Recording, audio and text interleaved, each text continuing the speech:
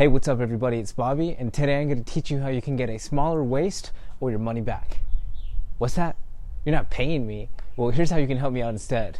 I want you to go ahead and subscribe if you're not subscribed yet, and go ahead and leave a like while you're at it too. You know, this is not for my own personal validation or anything. This is to actually aid my channel in growing. So if you could do that, that would help me out a lot. Thanks. Okay, so the main idea of today's video are vacuums, and not the same vacuums that you use to clean the house or the vacuums that are inside of like black holes or whatever. I'm talking about the same vacuums that were used by golden era bodybuilders like Arnold and Frank Zane, people like back from like the 70s and stuff. What these bodybuilders would do is cinch in their stomach and consistently practice this every single day, and what they found out is that it actually led to them having a smaller waist on stage.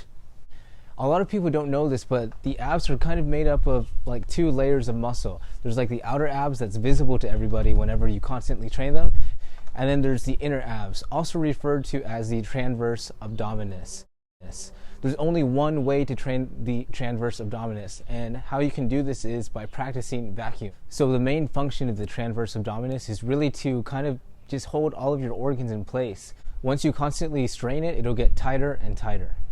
Okay, I know what you're probably wondering right now. How can I train my transverse abdominis, and how can I really learn how to properly cinch in my stomach? What you want to do is kind of pretend like maybe like your crush is walking by or something, and you just got to stuff that belly in. Or you could do it this way. I want you to go ahead and take a really deep breath in, and then exhale everything.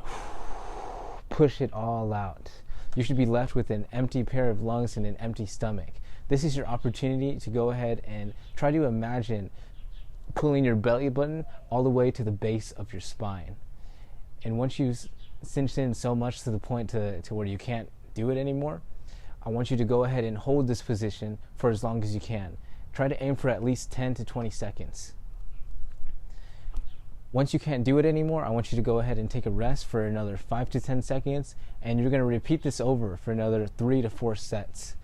This should be performed every single day, ideally in the morning when you have an empty stomach. Do not try to do this on a full stomach. That's not going to be fun.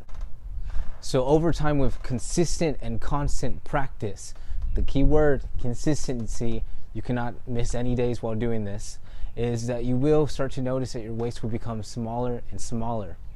But if you're not already at kind of a low body fat percentage, and you do have some extra fat lying around in your waistline area, practice being in a caloric deficit.